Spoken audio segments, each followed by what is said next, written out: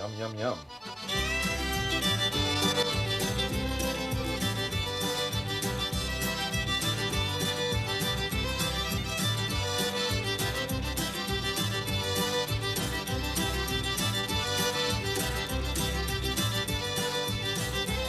This friend of mine from Paris had been born and raised in Paris and never been out of the city in his life and came to Louisiana to visit. So one day my father told him, he said, I'm going to take you down to Melville, he said, and cook you a fish out in the woods.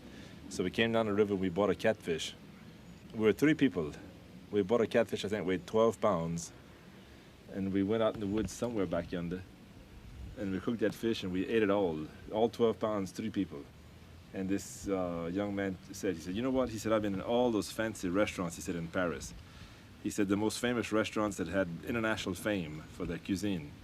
But he said, I have never in my born days had eaten something that had so much aroma and taste as this food here in that old black pot. It was all cooked into one pot. You know, it took maybe a half an hour to cook. It wasn't all done in separate dishes and it took all day to cook. In half an hour it was done in one pot, you know. That's what really amazed him. He said, I've never eaten anything that tastes like this. Then he had never seen anybody cook a meal on a fire like that right there, you know, a wood fire. He thought it had to be done in a stove and all kind of stuff like that. Tell me what's missing. With salt, pepper, or red, or... All we got missing is the rice. Yes, I've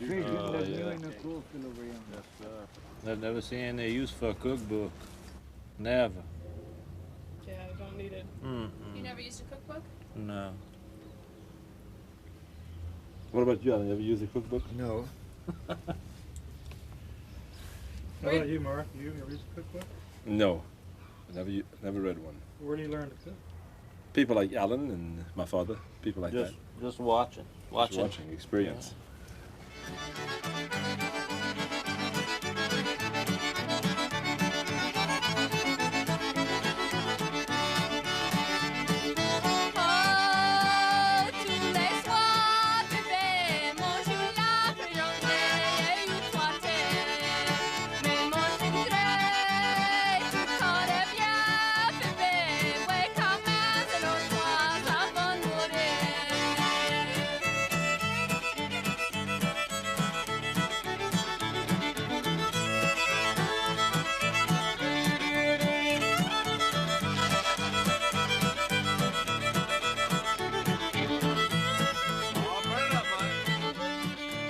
Made a lot of roux here because we're going to make a big gumbo. Roux is the same thing as your backbone. If you didn't have a backbone, you'd fall on the floor. And roux is the backbone of the gumbo. Take music away from the Cajuns, you don't have any culture. And if you take roux away from the gumbo, you ain't got gumbo. So I just pour oil and flour together until I get the right consistency, which is like a real thick dough. Like, keep stirring because it's hot and it's going to burn if you don't stir it. Les, have I told you my recipe for baked wall duck? No. On cypress. You know the cypress, like some woods have oil. Yeah. It's very pungent, it's very sweet smelling. And you can get a green cypress board and you can use it to bake wild ducks on it. You take a wild duck, but it's got to be a wild duck that comes from the local rice fields, you know, one that's been eating rice instead of little fish. And because if you get them from like around the marshes of the Gulf, they taste real fishy. So it's got to be a wild duck that's been killed in the wintertime around here in the rice fields. That way it's grain-fed, not corn-fed, but grain-fed. And you take the duck, you dress him out, you stuff the stomach cavity with garlic and onions, and you bake it on a green cypress board. In an oven? Yeah, in an oven for about 450.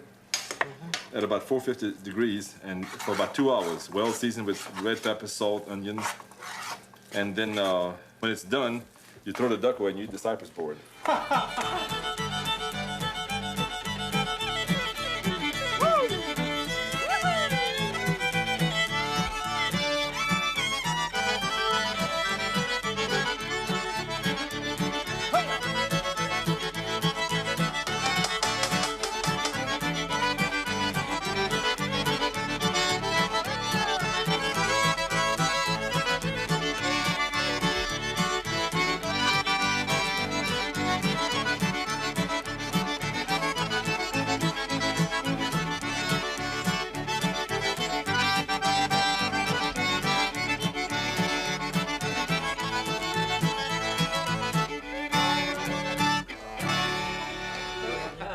That's the most better than a bowl of gumbo. What? 2 bowls.